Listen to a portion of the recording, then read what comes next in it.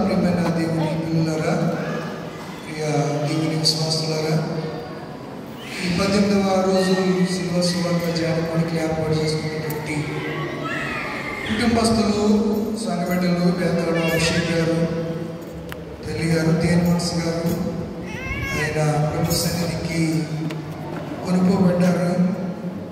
బేతపూడి ఆశీర్వాదం గారు, కుమార్తె డేవిడ్సన్ గారు భర్త గారు, వారు కూడా ప్రభు సన్నిధిలో ఉన్నారు. బేతపూడి దినేష్ గారు మనవడు, మరియమ్మ గారు నేటు ఆమె కూడా ప్రభు సన్నిధిలో ఉన్నారు. మంచి ప్రియులారా, కొన్ని నిమిషాలు కొన్ని సంగతులను మనం జ్ఞాపకం చేసుకుందాం. ఈరోజు ఆదరణ. ఇంతకుముందే మనం ఆదరణకర్త, కంఫర్టర్ అంటే ఆదరణకర్త, కంఫర్ట్ అంటే ఆదరణ. ఈ కంఫర్ట్ అనే అంశాన్ని నేను ధ్యానం చేయబోతున్నాం. ఈరోజు మీరు సోషల్ మీడియా, ఫేస్బుక్ చూసారు. ప్రవీణ్ ప్రగడాల అనే గొప్ప దైవజనుడిని మరి ఎవరు అది హత్య ప్రమాదవశాత్తు జరిగిందో ఇంకా తెలియలేదు. ఒక అరగంటలో పోస్ట్ మార్టం రిపోర్టు వస్తుంది. మేబీ చాలామంది అంచనాల ప్రకారం అది హత్యగానే భావిస్తున్నారు. ఒకసారి మనం అందరం కూడా తల వచ్చి ఆయనకి ఇద్దరు సొంత బిడ్డలు, తన భార్యకు, తనకు పుట్టిన బిడ్డలు ఇద్దరిని దత్తత తీసుకున్నారు. ఇంకొక 6 ఆడపిల్లలు, మొత్తం టోటల్గా 10 మంది ఆడపిల్లల్ని ఆయన ఒకే కుటుంబంలో ఉండి వాళ్ళ ఆలన పాలన, చదువులు, విద్యాబుద్ధులన్నీ చేపిస్తున్నారు. ఎక్కువ రక్షణ టీవీలో బాగా డిబేట్లు చేసేవారు. ఆయనకి బాగా ఈ వేదాల మీద, హిస్టరీ, ఈ భారతదేశం హిస్టరీ మీద బాగా కొట్టినటువంటి వ్యక్తి. చాలా తెలివి, మేధావి, స్కాలర్ కూడా, మంచి భక్త. అయినా మరి ఏం జరిగిందో తెలీదు. బాగా ధనవంతుడు కూడా. వాళ్ళ బ్రదరు అమెరికాలో ఉన్నారు. వాళ్ళ సిస్టర్ ఒక ఆమె సిఏగా గుంటూరు జిల్లాలో పనిచేస్తుంది. కుటుంబ నేపథ్యం అంతా బాగా రిచ్ పర్సన్, రిచ్ ఫ్యామిలీసే. ఈయన ప్రభులోకి బాగా చదువుకుని, ఉన్నతమైన చదువుకుని ప్రభులోకి వచ్చారు. ఒకసారి మీరు అందరూ కలవస్తే ఆ కుటుంబం కొరకు, ఆ కుటుంబం ఆదరించబడేలాగా చిన్న ప్రార్థన చేద్దాం. కలవచ్చండి. ఆయన పేరు ప్రవీణ్ పగడాల. ప్రవీణ్ గారు చాలా అద్భుతమైన వర్తమానికులు, గొప్ప దైవజనుడు.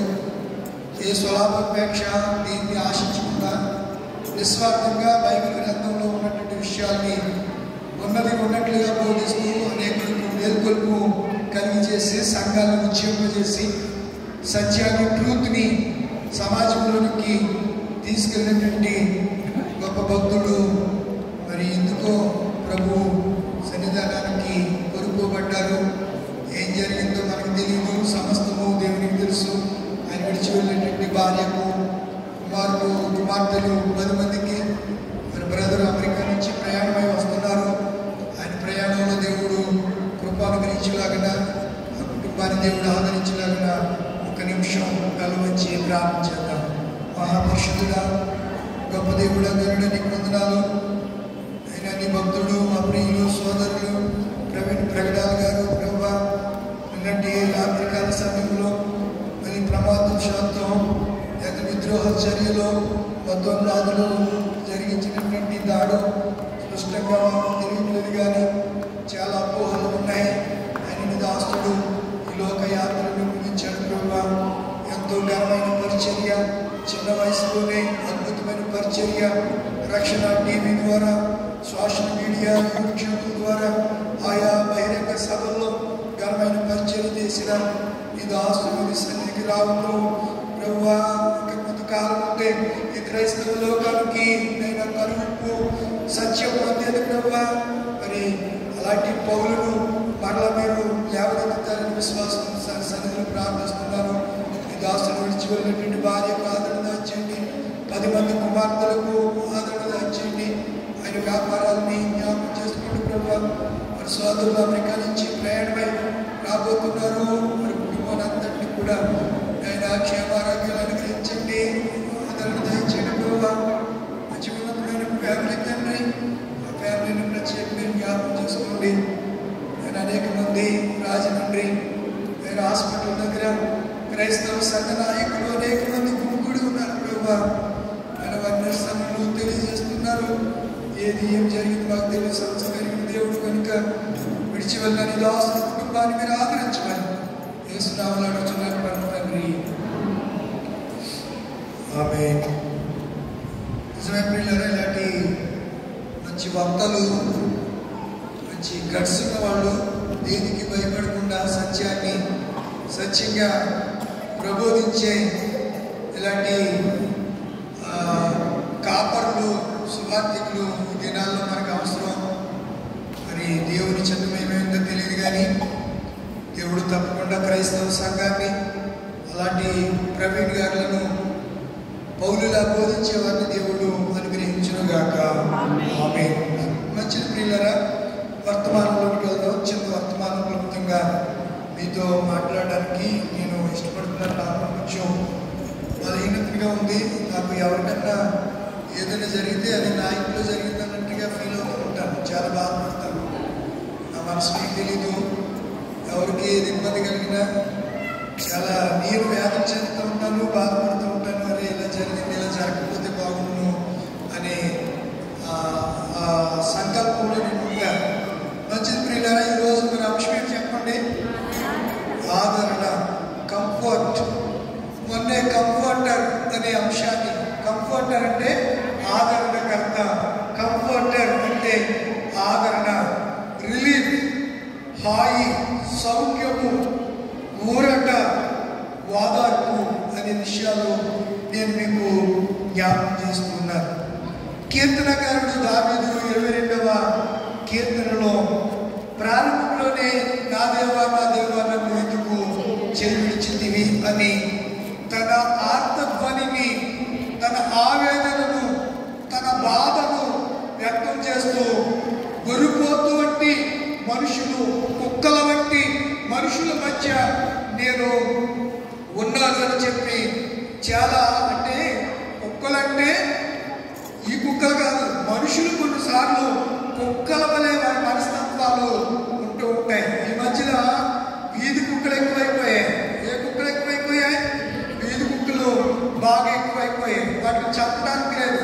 ఆ మహాతల్లి కోర్టులో కేసేసింది. ఎవరు? నాగార్జున భార్య అక్కినేని అమల. ఆమె జంతువులు హింసించడానికి కానీ చంపడానికి కానీ లేదని సుప్రీంకోర్టులో బిల్లు దాఖలు చేస్తే భారతదేశ అత్యున్నత న్యాయస్థానం వాటికి కుటుంబ నియంత్రణ ఆపరేషన్ చేయండి తప్ప వాటిని చంపడానికి వీలు లేదని చెప్పి న్యాయస్థానం అనుమతించింది, తీర్పునిచ్చింది. అందుచేత కుక్కలు విచ్చలవిడిగా పెరిగిపోయాయి. ఇదివరకు నా చిన్నప్పుడు వీధి కుక్కల్ని పంచాయతీ వాళ్ళు వచ్చి ఏం చేసేవారు? చంపేసేవారు.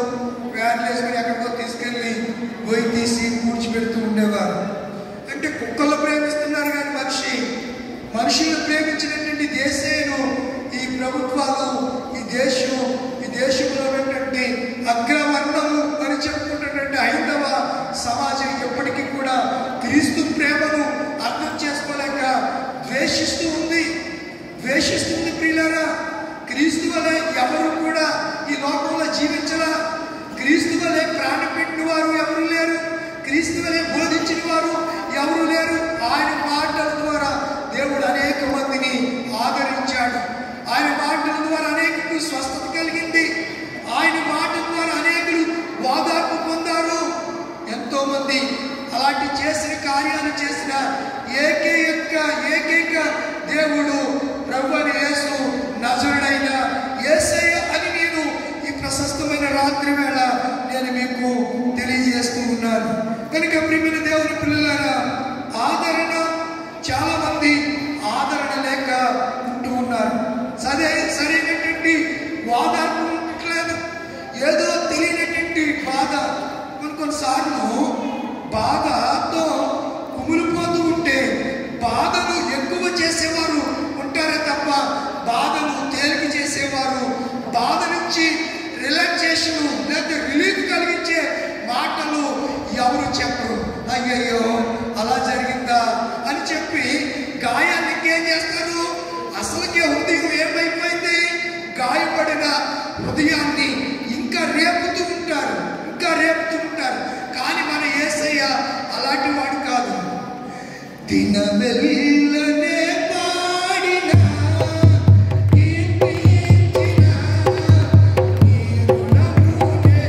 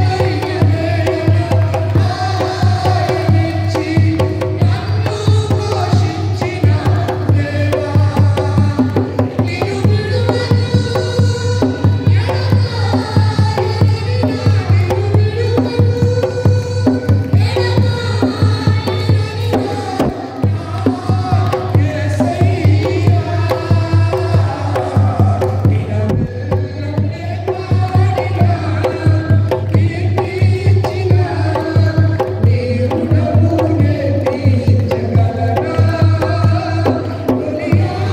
కొనియాడి నీ సాక్షిగా ఎన్నడూ జీవించనా,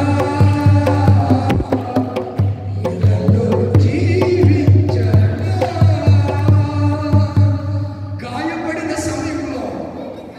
మంచి సమరయుడు కథ మీకు తెలుసు కదా. ఒక మనుషుడు యెరూషలేము నుంచి యెరికోకు వెళుతూ ఉండగా దొంగల చేత అతడు కొట్టబడ్డాడు. లూకా సువార్త 10వ అధ్యాయంలో మనం చూస్తూ ఉంటాం. ఆ దారిన లేవీయుడు వెళ్ళాడు, ఆ దారిన యాజకుడు వెళ్ళాడు, అదే దారిలో ఒక సమరయుడు వస్తూ ఉన్నాడు. అతడు గాయపడి ఉంటే చూచి ప్రాణంతో కొట్టిమిట్లాడుట ఉండుట చూచి అతని గాయాన్ని కట్టాడు, ద్రాక్ష రసాన్ని తాగిపించాడు, పూట కూళ్ళ వారిని అంతకు తీసుకుని వెళ్ళి ఏం పెట్టాడు చెప్పండి? ఆహారము భోజనాలు పెట్టాడు, భోజనాలు పెట్టాడు. సమరయుడు యేసయ్య కూడా మంచి సమరయుడికి సాదృశ్యంగా ఆయన ఉన్నాడు. ఆయన ఎలాంటి దేవుడు? ఆదరించు దేవుడు అనే సంగతి నేను జ్ఞాపకం చేస్తున్నాను. ఈ కీర్తనకారుడు దావీదు అంటాడు 23వ కీర్తన 4వ శరణంలో, చీకటిలో నేను సంచరి, గాఢాంధకారం అంటే చీకటి, చీకటిలో నేను సంచరించినను ఎందుకు భయపడలో చెప్తున్నాడు. అక్కడ చీకటిలో సంచరిస్తున్నా, నేను నడుస్తున్నా భయపడను. దేని గురించి భయపడ్డా చెప్తున్నాడు? నీ దుడ్డు కర్రయో అంటే సిలువ నన్ను ఆదరించును. దుడ్డు కర్ర అంటే అడ్డకర్ర, దండం అంటే నిలువు కర్ర, అడ్డకర్ర. దుడ్డు కర్ర అంటే నిలువు కర్ర, దండం అంటే అడ్డకర్ర. ఎప్పుడో 22లో క్రీస్తు సిలువ వేదన గురించి ప్రవచించిన దావీదే 23వ కీర్తనకు వచ్చేసరికి అంటున్నాడు కదా, నీ సిలువ నన్ను ఏం చేస్తుంది? ఆదరిస్తుంది. సిలువ దగ్గర ఆదరణ దొరుకుతుందా మనకి? సిలువ దగ్గర నెమ్మది పొందగలమా? ఎస్, సిలువ దగ్గర మనకి ఆదరణ దొరుకుతుంది, నెమ్మది దొరుకుతుంది. ఆయన అంటాడు కదా, ప్రయాసపడి భారం మోసుకున్న సమస్తమైన వారులారా నా దగ్గరకు రండి, నేను మీకు నెమ్మదినిస్తాను, నేను మీకు విశ్రాంతినిస్తాను, రిలీఫ్ అనుగ్రహిస్తాను, మీకు కంఫర్ట్, నేను మిమ్మల్ని ఆదరిస్తాను అని చెప్పి దేవుడు మాట్లాడుతున్నాడు. ఎప్పుడో క్రీస్తుకు పూర్వము 1000 సంవత్సరాల కాలంలో దావీదు అనే చక్రవర్తి ఇశ్రాయేలు 12 గోత్రాల్ని పరిపాలించినటువంటి రాజు కీర్తనలు రాశాడు. మొత్తం 150 కీర్తనలు, 73 కీర్తనలు దావీదు గారు రాశాడు. ఆయన రాసిన కీర్తనలన్నీ కూడా అమూల్యమైనవి, అగ్రగామిగా అర్థంతో కూడినటువంటి కీర్తనలే. తన స్వానుభవంలో నుంచి అతడు నడిచి వెలిచినటువంటి మార్గాలన్నింటిని గురించి, శత్రువుల బారి నుంచి అతడు ఎలాగూ తప్పించబడ్డాడనే సంగతుల గురించి రాశాడు. నా అమ్మింగ్ అవుతుందిరా సౌండ్ సగలేదు, మళ్ళీ ఎక్కడో రిధం మిస్ అవుతుంది. రాశాడు కనుక ఈ కీర్తనకారుడు 23వ కీర్తన 4వ వచనం అంటాడు కదా, నీ దుడ్డి కర్ర నీ దండము నన్ను ఏం చేస్తాయి? ఆదరించును. 22వ కీర్తన చదివారు కదా, అక్కడ కూడా ఒక మాట నేను మీ దృష్టికి తీసుకుని రావాలని ఆశపడుతున్నాను. ప్రియులారా, బైబిల్ తెరవండి. 22 10వ వచనం. గర్భవాసులైనది మొదలుకొని నాకు ఏంటంట? ఆధారం నీవే. ఎప్పటి నుంచంట? గర్భవాసులైనది మొదలుకొని నా తల్లి గర్భంలో నేను పెండుకుగా ఉన్నప్పుడే నా ఆధారం ఎవరంటే నీవే. నా ఆశ్రయపురం ఎవరంటే నీవే. నా కంఫర్ట్ జోన్ ఎవరంటే నీవే. అందుకే ఎదురైతే అక్కడ గొడవ. అందుకే దేవుడు మాట్లాడుతూ దావీదు ద్వారా పలికిస్తున్నాడు, నా తల్లి నన్ను కన్నది మొదలుకొని. గర్భవాసి అన్నాడు అంటే గర్భంలో ఉండగా ఆధారం ఎవరు? యేసే. గర్భములో నుంచి బయటకు వచ్చిన తరువాత కూడా ఏమంటున్నాడు? నా తల్లి నన్ను కన్నది మొదలుకొని నా దేవుడవు నీవే, నా గాడ్ నీవే, నా దేవుడవు నీవే అని కీర్తనకారుడు చక్కగా సంబోధిస్తున్నాడు. ప్రియులారా, కొన్ని రిఫరెన్స్ మీకు జ్ఞాపకం చేయాలని నేను ఇష్టపడుతున్నాను. 119వ కీర్తన 50వ వచనం. 119.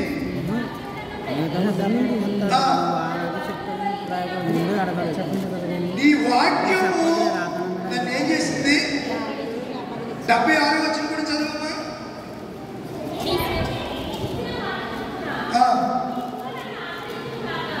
నీ కృప ఏంటంట? కృప. దేవుని కృప మనకి ఎక్కడ దొరుకుతుంది? సిలువు దగ్గర కృప దొరుకుతుందండి. సిలువు దగ్గర క్షమాపణ దొరుకుతుందండి. సిలువు దగ్గర మన పాపాలకి ప్రాయశ్చిత్తం కలుగుతుందండి. కృప సిలువ యందు మనకి కృప దొరుకుతుంది. మరొక మాట మీకు జ్ఞాపకం చేస్తాను. చూడండి, యెషయా గ్రంథము 54వ అధ్యాయము 10-11 వచనాలు. పర్వతములు తొలగిపోయినము. మరి నీకు అహంకారం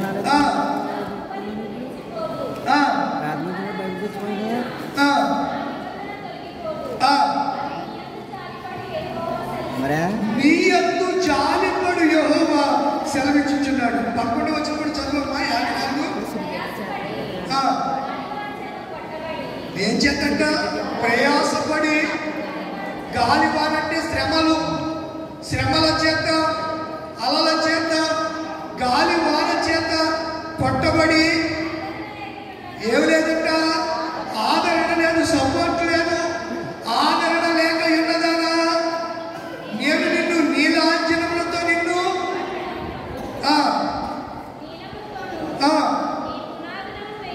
ఎలా వేస్తాడంట?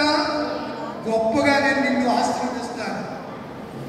నీలమన రాయి, సువర్ణకాంతపు రాయి, సులోమను రాయి, ఇవన్నీ కూడా హెచ్చింపుకు సూచనలుగా కనబడుతూ ఉన్నాయి. అలా నేను చేస్తాను, గొప్పగా నేను నిన్ను ఆదరిస్తాను. లోకంలో ఆదరణ లేదా? నెమ్మది లేకుండా అలలాడిపోతున్నావా అని చెప్పి దేవుడు ఇశ్రాయేలు ప్రజలను ఉద్దేశించి మాట్లాడుతున్నటువంటి మాట ఏంటనగా, ఆదరణ లేక గాలివాన చేత, ఆదరణ లేక కొట్టబడుచున్నటువంటి నా ప్రియమైన దేవుని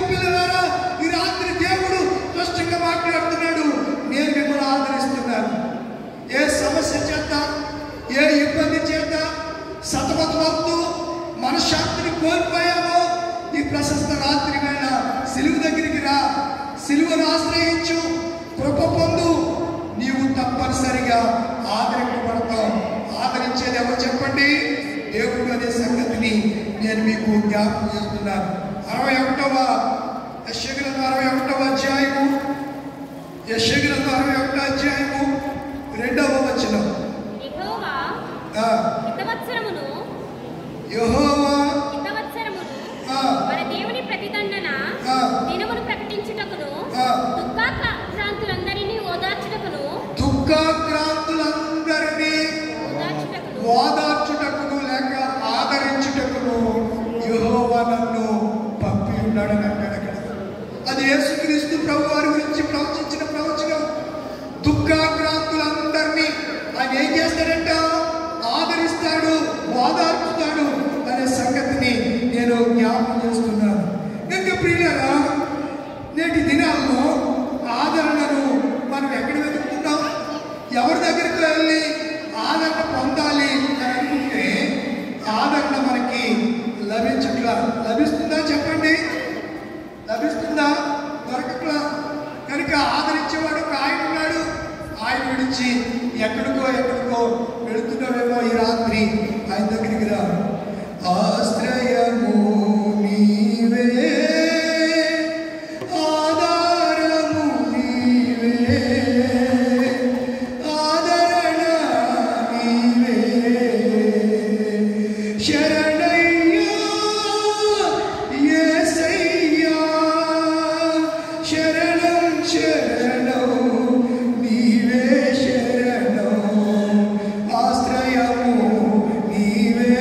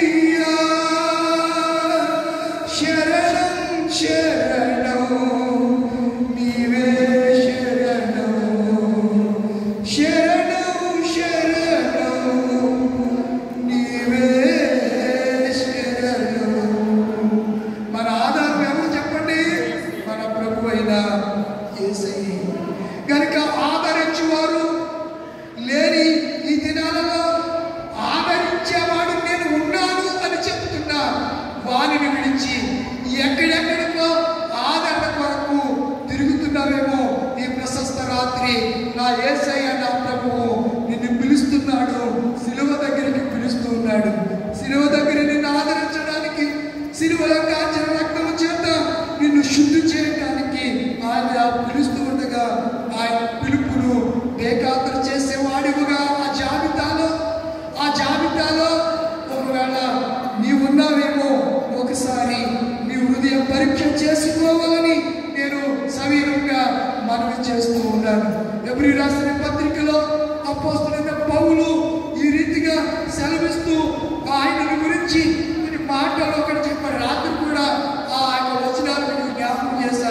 హెబ్రీ రాసిన పత్రిక 5వ అధ్యాయము 7వ వచనం నుంచి 10వ వచనం వరకు ఆయన ఈ లోకంలో ఉన్నప్పుడు మహారోదనతోనూ కన్నీళ్లతోనూ తన్ను మరణము నుండి విడిపించుగలవానికి ప్రార్థనలను యాచనలను సమర్పించి భయభక్తులు కలిగి ఆయన కుమారుడై ఉండి, అది నోట్ చేసుకోండి ఈ రోజు పాఠంలో, ఆయన కుమారుడై ఉండి తాను యేసయ్య ఏం పొందాడని చెప్పండి, శ్రమలు పొందాడు. తాను పొందిన శ్రమలను బట్టి ఏమి నేర్చుకున్నాడంట? శ్రమల్లో మనం విధేయత కాదు, మనం రివర్స్లో ఉంటాం.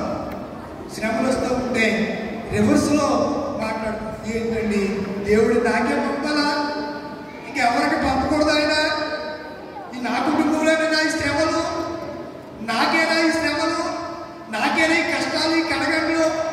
అందరూ బాగానే ఉంటున్నారు, నేనే శ్రమలో చేత నలిగిపోతున్నాను, కుమిలిపోతున్నాను, కృషించిపోతున్నాను, ఇబ్బంది పడుతున్నాను, బాధపడుతున్నాను, ఆధారం లేకుండా నేను ఉంటున్నానని చెప్పి బాధపడుతుంటే యేసు ప్రభువు శ్రమలలో సహితము ఏం నేర్చుకున్నాడు? విధేయతను నేర్చుకున్నాడు. శ్రమలలో విధేయత. శ్రమలలో మనం ఏమి నేర్చుకోవాలి? విధేయత నేర్చుకోవాలని యేసు క్రీస్తు యొక్క జీవితాన్ని బట్టి మనము తెలుసుకోవాలనే సంగతిని నేను జ్ఞాపకం చేస్తున్నాను. ఇప్పుడు లూకాసు వార్త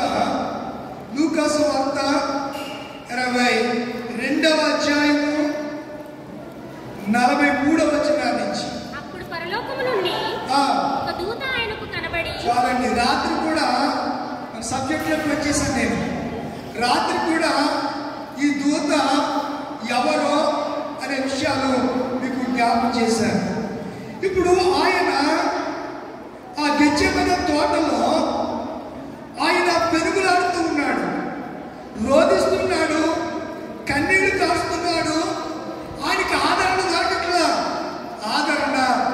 ఆదరించు యేసుకి మనల్ని ఆదరించాడు, కానీ ఆయన మన కొరకు శిలువ మరణము పొందటంలో ఆయన ఆదరించేవారు ఎవరు లేనటువంటి పరిస్థితి ఆయనకు కలిగిందనే విషయాన్ని నేను మీకు జ్ఞాపకం చేస్తున్నాను.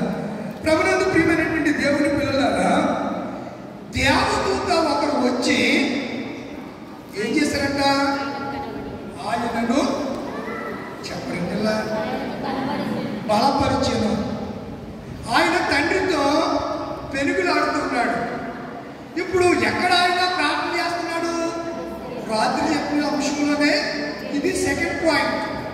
రాత్రి ఒక కోణంలో మనం ఆలోచన చేస్తే, రెండవ కోణంలో మనం ఆలోచన చేయగలిగితే రాత్రి ఆయన గెత్సేమనే తోటలోనే ఈ రాత్రి కూడా ఆయన ప్రార్థన చేస్తున్నాడు.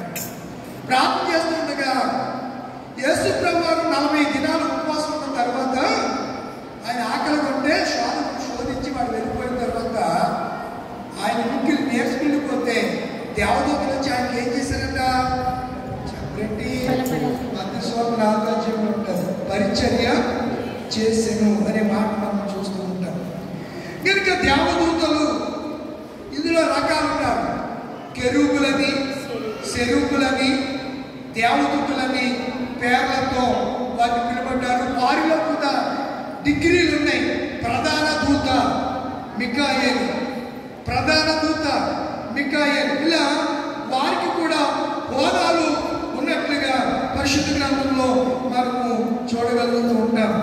కనుక ప్రభునందున ప్రియమైనటువంటి దేవుని పిల్లలారా, రెక్కలు కలిగింది భూమి మీద ఉన్న సమాచారాన్ని ఎక్కడికి తీసుకెళ్తాదట?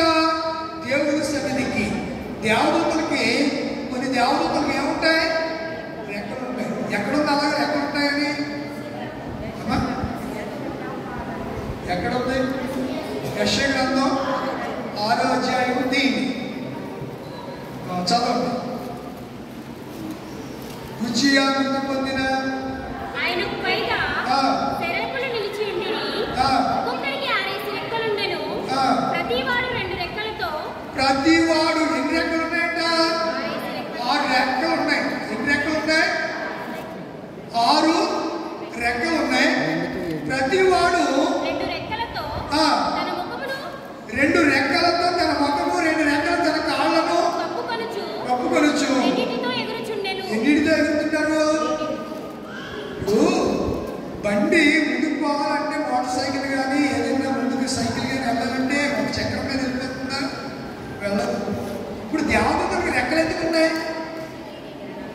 మరి దేవదూతలకి రెక్కలు ఉండవు.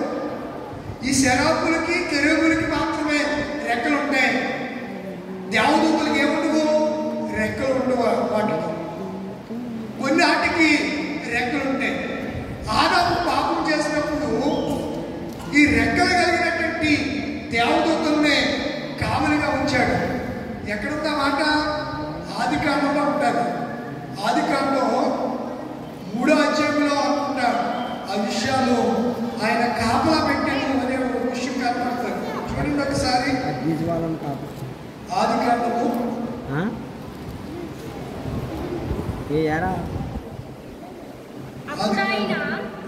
అప్పుడు ఆయన ఆదామును వెళ్ళగొట్టి ఏదైను తోటకు తూర్పు దిక్కున కెరూబులను జీవవృక్షమును పోవు మార్గమును కాచుటకు ఇటువైపు తిరుగుచున్న ఖడ్గజ్వాలను నిలువబెట్టెను. కెరూబులు దేవదూతల్లో ఒక రకం, కెరూబులు దేవదూతలు ఇంకొక రకం, శరాపులు. క్రిస్మస్ లో పాడుతూ ఉంటారు కొనియాడతరమేనని కీర్తనలో పల్లవి ఉంటుంది. శరాపులు కెరూబులు మరి దూత. అక్కడ ఎంతమంది వచ్చారా ఆ శరణంలో? శరప్పులు కెరపులు మరి దూత గడపలు అంటే ఎంతమంది అయ్యారు? 3. కనుక మీరు ఆలోచన చేయాలి. ప్రభునందున ప్రియమైన దేవుడి పిల్లలు, యేసు ప్రభు వారు శిలువ మరణానికి ముందు ఆయన గెత్సేమనే తోటలో ఆయన వేదన పడుతున్నాడు, విభ్రాంతి చెందుతున్నాడు, దుఃఖాక్రాంతులు అవుతున్నాడు. ఆదరించి వారు దేవుడై ఉండి ఆదరణ లేనివాడుగా ఒంటరిగా మిగిలిపోయాడు. ఆయనతో పాటు వచ్చిన శిష్యుల్ని ప్రార్థన చేయరా అంటే చేయమంటే వాళ్ళు ఏం చేస్తున్నారు? నిద్రపోతున్నారు. అబ్బా, నిద్ర మంచి ఆరోగ్యమే కానీ అతి నిద్ర పనిచేయదు. వాళ్ళు ఏమంటారంటే సోమరపోతులు అంటారు.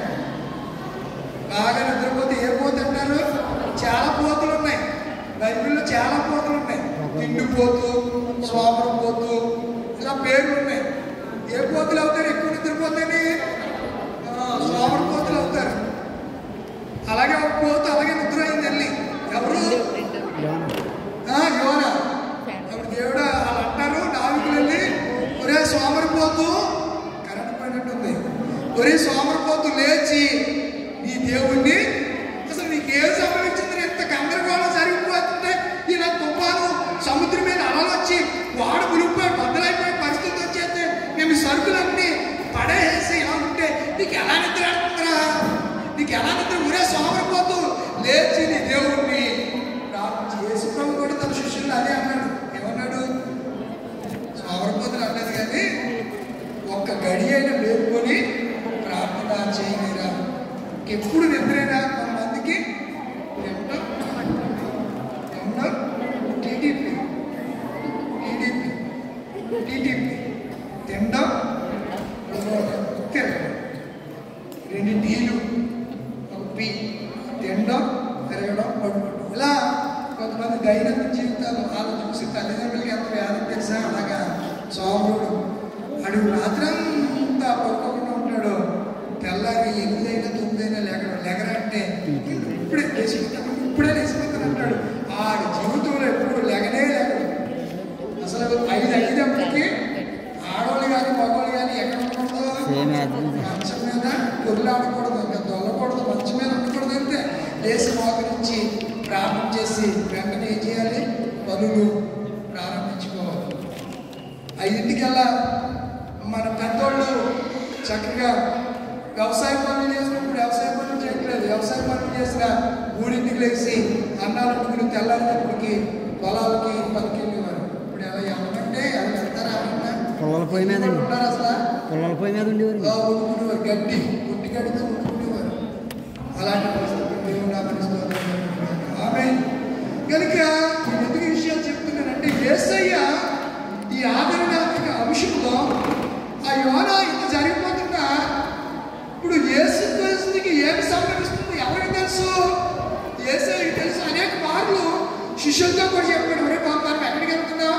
యెరూషలేముకి వెళ్తున్నా, శాస్త్రుల పరిచయం చేతికి నేను అప్పగించబడతారు, వాళ్ళని కొరడాలతో కొడతారు, సిలివేస్తారు, 3వ దినాన లేస్తారు. మీ నమ్మిక తప్పుకోకుండా మీరు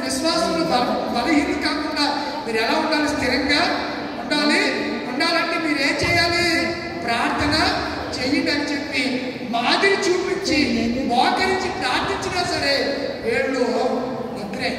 కొంతమంది ప్రార్థన చేయాలంటే ముసుగులో వేసుకుని ఇలా నిద్ర ఆమెనప్పటికీ చాలా విచిత్ర విడ్డూరం.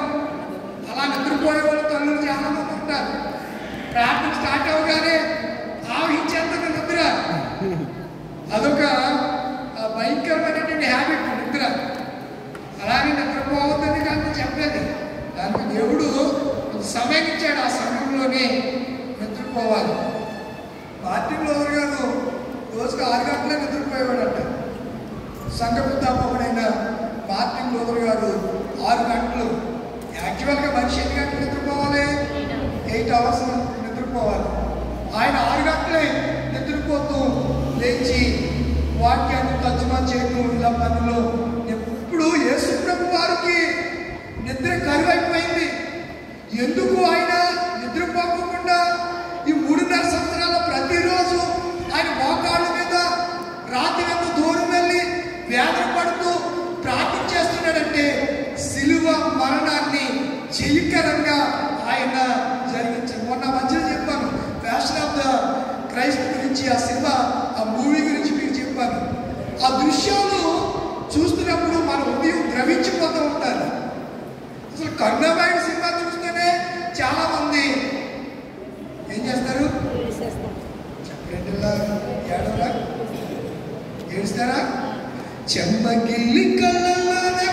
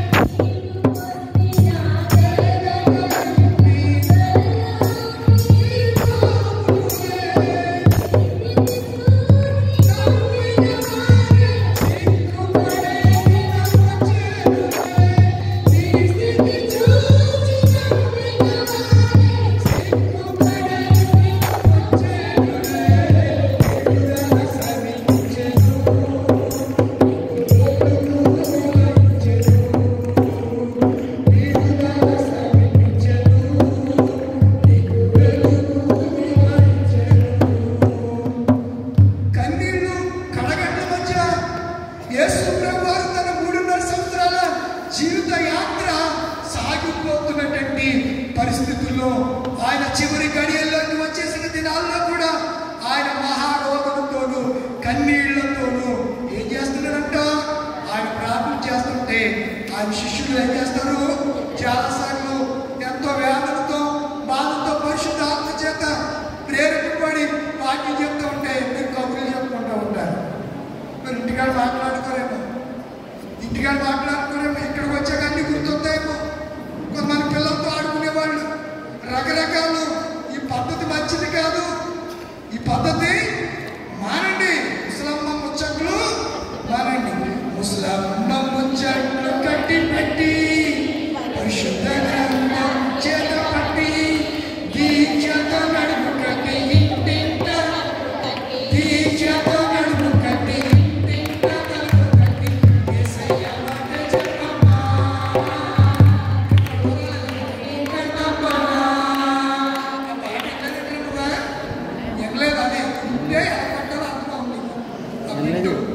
సరే. ముసలమ్మ ముచ్చట్లు చాలా సార్లు. ఇప్పుడు యేసు ప్రభు వారి పరిస్థితి కూడా అదే. ఆయన సిలువలో ఆయన సిలువ మరణానికి ముందు ఆయన వ్యాధి చెందుతుంటే శిష్యులు ఏం చేస్తారమ్మా చెప్పండిరా? మనం కూడా అంతే. ప్రార్థన పొందాం, నిద్రపోతూ ఉంటాం. ఫ్యాన్ ఎక్కడుందో చూసుకొని మా అమ్మని చూశాను. ఎక్కడ? ఇక్కడ కాదులే. ఇసాగయ్య గారి మీటింగ్ కానీ కారులో పెడతాడు ఆయన. ఏ మీటింగ్స్? ఇసాక్ గారు మీటింగ్స్ చనిపోయినప్పుడు ఆయన కారులో మీటింగ్స్ పెడతారు. జనవరి నెలలో ఎప్పుడు ఆ పందిరి గుంజకే మా అమ్మ ఆ ఫ్యాన్లు అన్నీ ఉంటాయి కదా, ఆ తాటి పందిరి కదా, గుంజకే నిలబడి ఇలా నోరు లోపలిస్తే నేను తొండలు దెబ్బలాడుకున్న రోడ్లు తొండ వెళ్ళిపోయింది. తొండ వెళ్ళిపోతే ఆవిడ కేకలో పరిచారకులకు వచ్చి అమ్మ నువ్వు నోరు నువ్వు అలాగా ఆను మేము బయటికి లేకెత్తానంటే కేకలో బొమ్మలో మొదట్లో ఓరాలకు పట్టుకుని చెప్పుకుంటారు కొంతమందికి కేకలు వెళ్ళిపోను దోమలు వెళ్ళిపోను బలు వెళ్ళిపోను. కొంతమంది ఇక్కడ ఏదన్నా కొట్టింది అనుకోండి రాత్రి మళ్ళీ పాస్గా వేసిందంటారు. ఇదో డోరు కనుక ప్రియమైన దేవుని పిల్లలారా యేసు ప్రభు శిష్యులు కూడా అదే పరిస్థితిలో ఉంటే మనం కూడా ఒకసారి యేసుక్రీస్తు శిష్యుల గురించి మనం ఆలోచన చేసినప్పుడు మన పరిస్థితి ఎలా ఉందో మనం ఆలోచన ముగిస్తున్నాను. ఆ కొరింథీయులకు రాసిన 2వ పత్రిక 1:3 సమస్తమైన ఆదరణను అనుగ్రహించే దేవుడు ఎట్టి శ్రమలైనను మిమ్మల్ని ఆదరిస్తాడు. చదువుతారా? కొరింథీయులకు రాసిన 2వ పత్రం 1వ అధ్యాయము 3 కనికరము చూపు తండ్రి సమస్తమైన ఆదరణను అనుగ్రహించు దేవుడు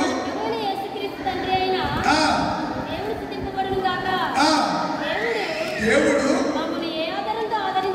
మమ్మును దేవుడు ఏ ఆదరణతో మమ్మును పౌలు గారు అంటున్నాడు.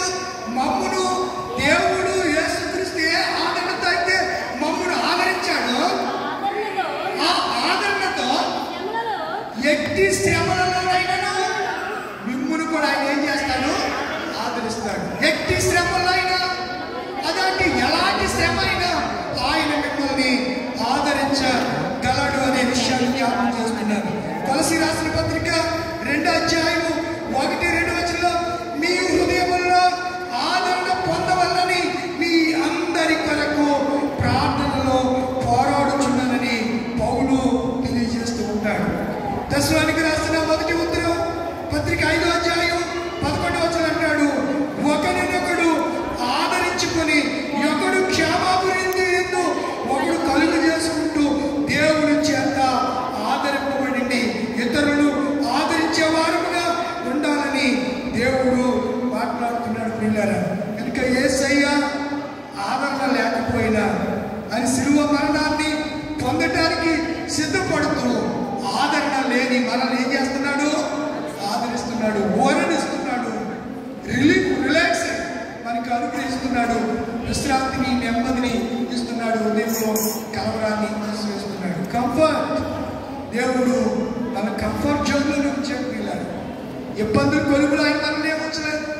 శ్రమల కొలుగులో ఇబ్బందుల కొలుగులోనికి ఆయన మనల్ని నెట్టేయట్లేదు.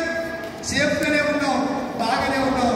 అయినా చాలాసార్లు ఏదైనా చిన్న శ్రమ కానీ వస్తే పరుగులెడుతూ ఉంటాం, ఎక్కడికి వెళ్తూ ఉంటాం.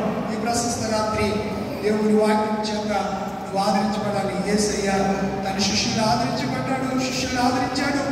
ఆయన వాదాత్మ పొందనప్పటికీ ఆయన మనల్ని ఆదరించడానికి ఎప్పుడు కూడా సిద్ధంగా ఉంటాడు. తల వచ్చండి, కన్ను మూసుకోనండి, ప్రార్థన చేసుకుంటాం.